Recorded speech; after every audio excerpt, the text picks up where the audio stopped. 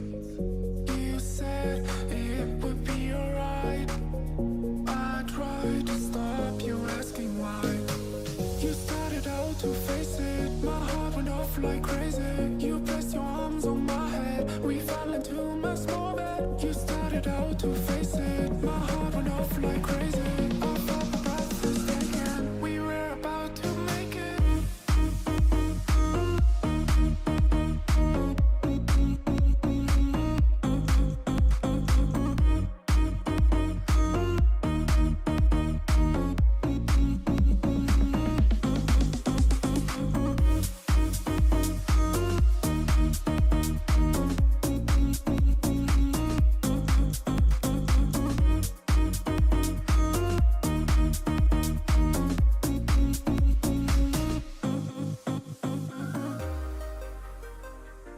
Alright, so because it would have been really awkward and distracting if I filmed people while they were meeting for projects, we are going to just show off all the final projects because now we're all done. Yeah. You're all done. Most of us are done. Alright, so right now we got Neel, and he's got his final report for QEA, which is our linear algebra class. Basically, like the QEA project that we did was we used principal component analysis. You don't need to know what that means yet. To analyze physical impact on housing appraisal. If you do know what it is, good on you. But basically, the way what this paper does, what we ended up doing in this paper is we found this data set called the Boston Housing Data Set. It's from 1978. Basically, what it does is it has like a bunch of neighborhoods. And there are certain details about those neighborhoods, such as like the median value of housing in that neighborhood, as well as like different parameters such as like crime rate, student to teacher ratio, property tax, etc., etc. And one of those parameters also is the proportion of black people in that neighborhood. And so we set out to see how much the proportion of black people and other sort of racial parameters in that data set affected the appraisals of these houses. So basically what we tried to do is we created two different sets. One set included the black proportions as well as like a percentage of lower status people in the population, and one did not. What we found was that when we put the racial aware data set in, the appraisals were very accurate with about an error of about $400. When we took race out of the equation and we ran the algorithm again, you could see there's actually a lot more error. You can see like the graphs look much more different than they did up here. And here you have about an error of about like $3,000. So clearly without race included in the algorithm, it's a lot less accurate, and that ended up playing into our conclusion that race does impact the appraisal value of houses. So this is our solar house project. Basically, we wanted to try to design a really nice solar house that would maintain a narrow range of temperatures, a comfortable range of temperatures. Basically what we did, this is our flow diagram. Basically the two variables we took into account were the floor and the air inside of the house. This is what we really wanted to focus on. Basically this is our graph. It's not that nice, but basically what it says is that when the floor is made set with certain parameters that we attach to it, such as the floor is made of concrete, it has this specific area, then we realize that even throughout the year as the temperature changes outside, the temperature of the floor remains constant throughout the year. We just happened to get really lucky with those parameters and the statistics when we figured that out. And the air inside the house wants to kind of, converge on the temperature of the floor. It wants to level out eventually. We started playing around with like sweeping the area of the floor and that sort of stuff, as well as sweeping around with the control. Basically what we ended up concluding is that our model wasn't thorough enough to actually like figure out and design. Further iterations would be like maybe sweeping more parameters, maybe changing up the material of the floor, and doing that sort of stuff. Wait, And then you just return? so it's one and one.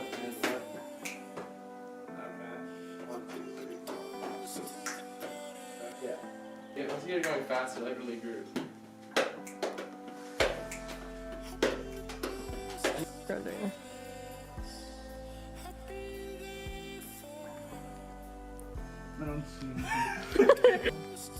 Hi, Neel. So basically we were talking about modeling the use of a solar cooker. And in the project description they were like, oh, this was originally intended to maybe be used somewhere in like the Himalayas, like somewhere with a more extreme, like colder temperature, higher winds, something like that. So we're like, so how do we make this something that we're interested? We like instant noodles. Let's test if the water can get hot enough in a fast enough time period in the Himalayas to cook instant noodles. So that's basically what our whole question was. So we went through, we modeled that. Stock and flow, woo. Sun, Whoa. pot, water, air. Lots Whoa. of big brain words, really.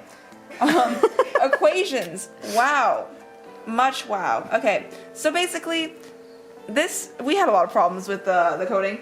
Our first version of this basically ended with the water getting so hot that the pot would melt, which isn't the best. So once we fixed that, we basically got to this, and it looks kind of boring. It goes up pretty quickly because this is in seconds. But when you zoom in, you can see the energy of the pot and the water, and our graph is in energy in joules. And then once we convert that to the final pot temperature and the water temperature in Celsius, we found out that no, cannot cook instant noodles. Maybe if we left it for a really long time, it would be able to cook, but it's not at a hot enough temperature where the water is like boiling strongly enough to cook anything within like the 15-minute time frame we gave it in our initial question. So basically, Zoe and I wanted to adapt. We have these things called nautical flags. This is used internationally as a code, so like if you've ever heard like the terms like Alpha, Bravo, Charlie, Delta, like each letter has a sort of word that represents it that sounds very unique. So if you're saying it, even if like a radio cuts out or something, it won't be mistaken as another word because they're so unique in like the way that they're pronounced. Honestly, we just thought they were really interesting and they're kind of satisfying to look at, and we wanted to see if we could create our own adaptation of the eigenfaces algorithm to be able to identify nautical flags and translate them to which letter they were.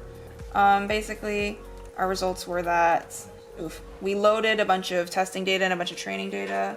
Once we got to the end, we created 10 eigenflags, and you can see there's a bunch of like the little traits of each one like mixed in together and stuff.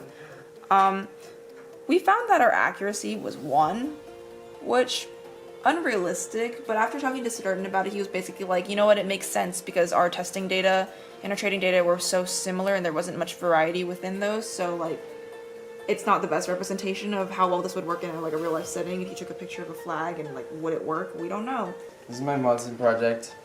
We were modeling a solar house, slightly different than most groups, a little bit different design.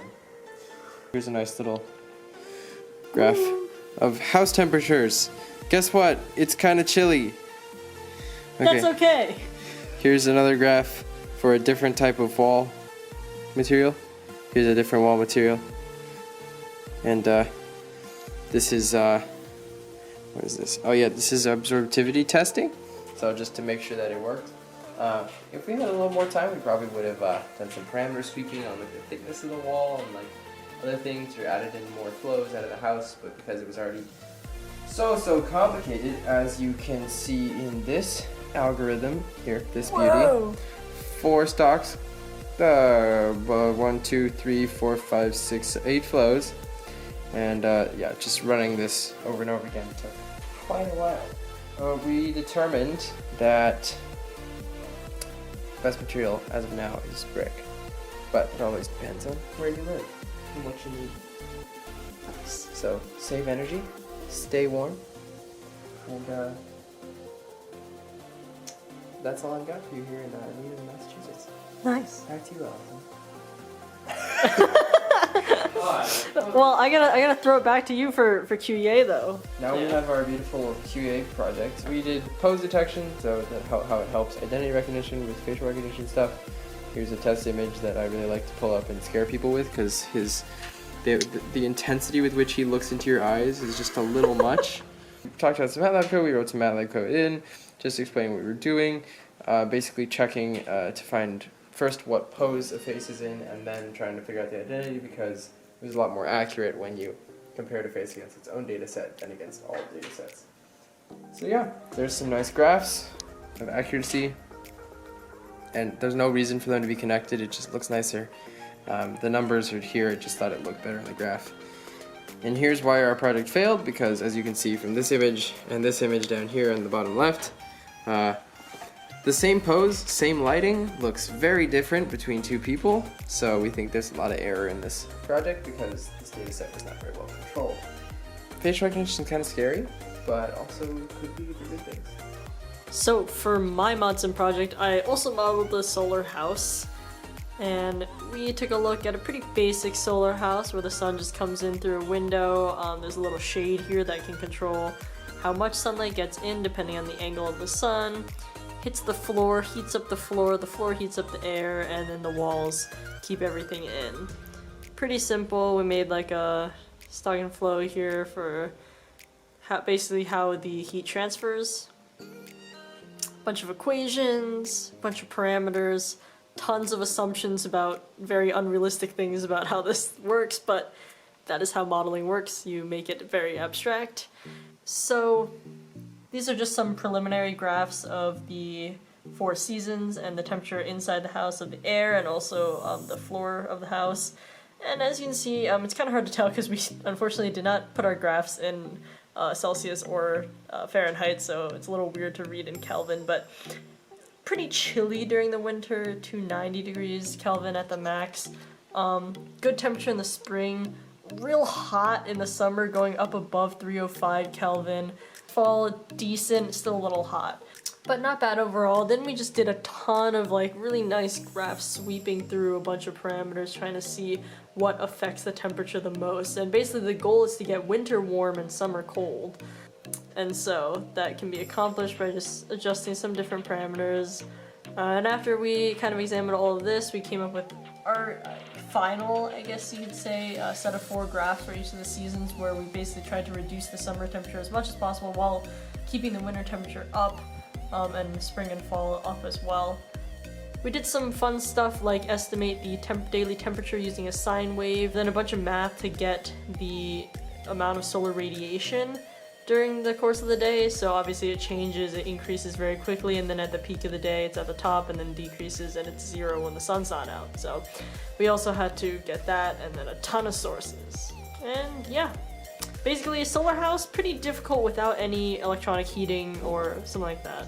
And for QEA, I did an algorithm that was analyzing handwritten arithmetic with linear regression, which is one of the algorithms that we examined for facial recognition, or for smile detection actually. Basically, we just wanted to see, can we scan in a handwritten equation and actually split it up, recognize each digit, and solve it digitally? And the answer was kind of.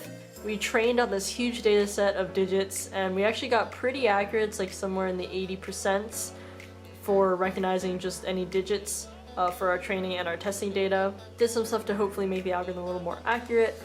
And then here is kind of where it's interesting. So we start with an equation. I wrote the equation 6 times 4, this is my handwriting, and we segmented it. So all that involves is sort of scanning the image until you reach the first set of, the first column where it's not all black, scan, the next column where it is all black, and you kind of split up the image like that.